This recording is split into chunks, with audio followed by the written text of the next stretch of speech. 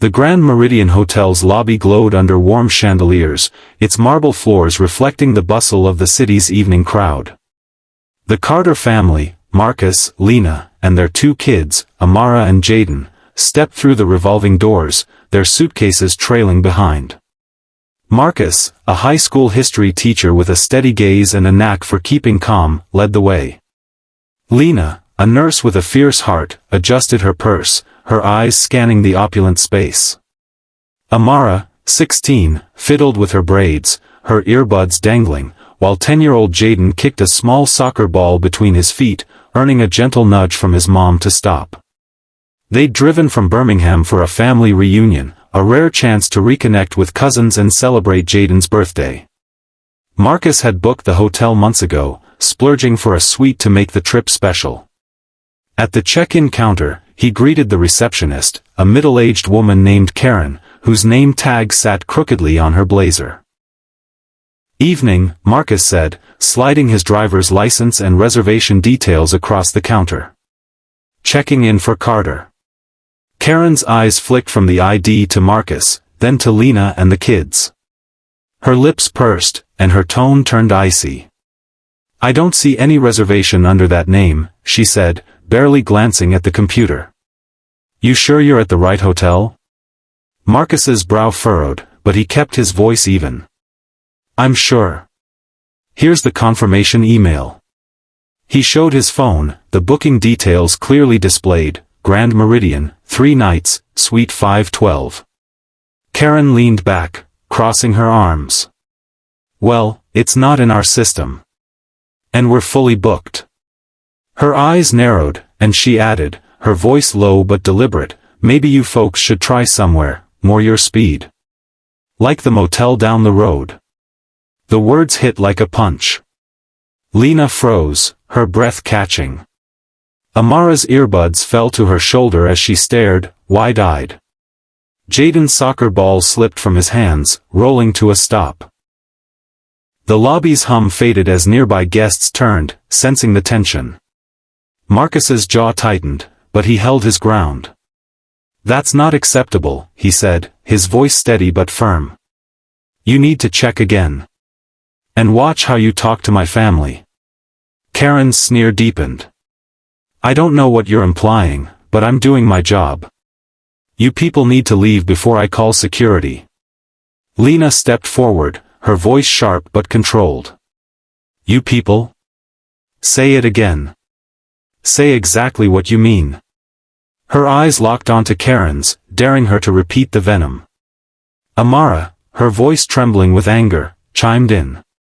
"This is straight up racist. We have a reservation. Do your job." Karen scoffed, loud enough to draw more eyes. "I don't have time for this.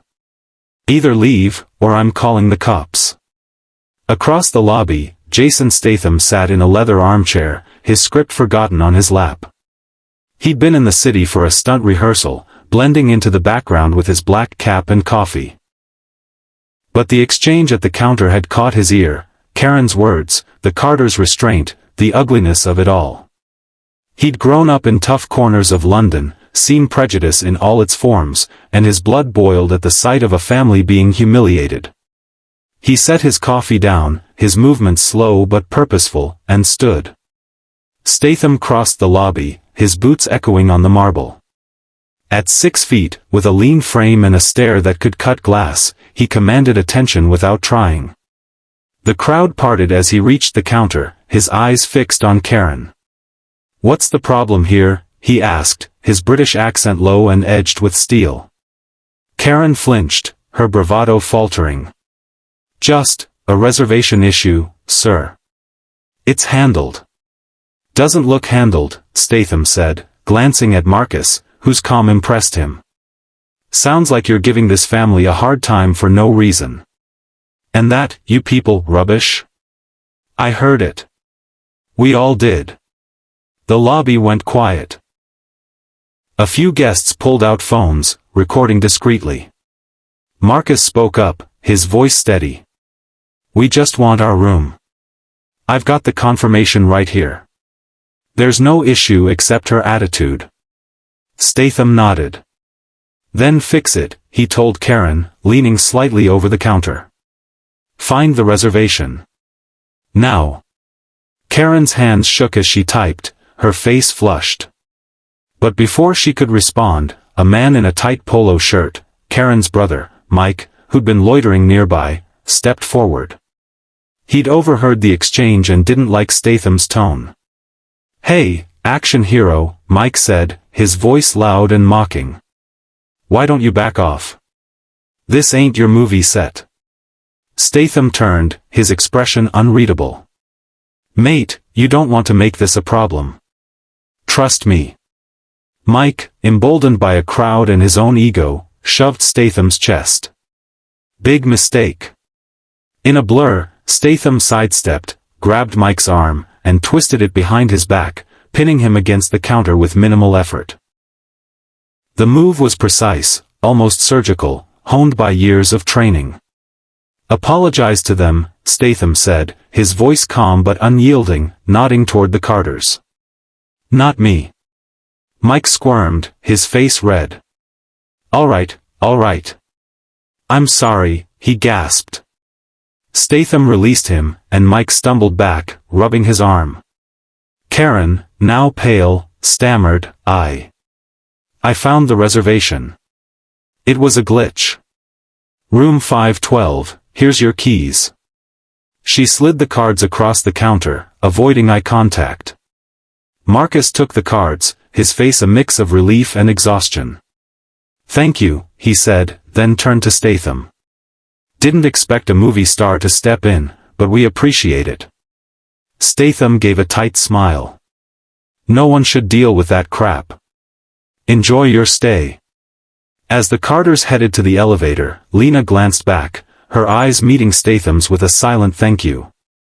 Amara whispered to Jaden, "That was Jason Statham." "Like, transporter Jason Statham." Jaden, clutching his soccer ball, grinned. "He's cooler in real life." In their suite, the Carters unpacked, the weight of the lobby fading but not forgotten. Lena sat on the bed, her hands still trembling with anger. Marcus knelt beside her. "You okay?" he asked softly. She nodded, her voice thick. "I just hate that the kids had to hear that. That we still have to deal with this." Marcus squeezed her hand. "I know. But we showed them how to stand tall.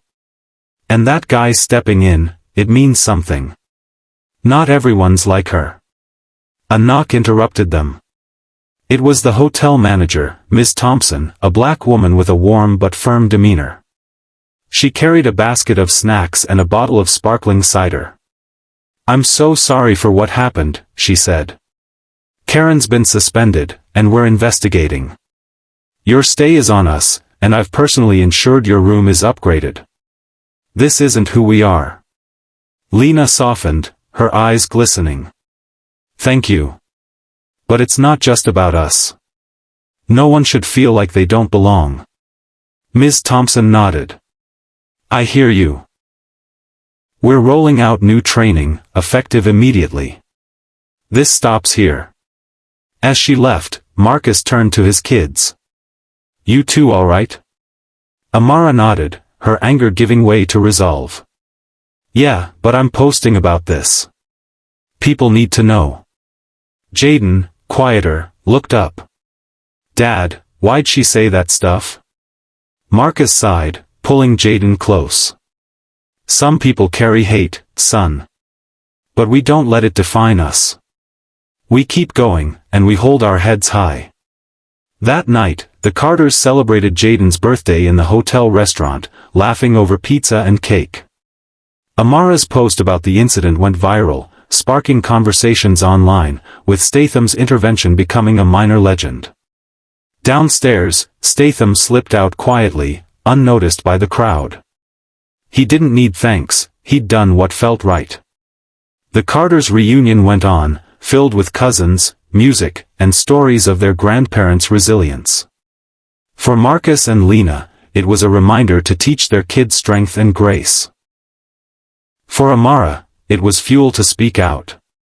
For Jaden, it was a lesson that heroes, real ones, show up when you least expect them. And for the Grand Meridian, it was a wake-up call to change, one family, one moment, one stand at a time.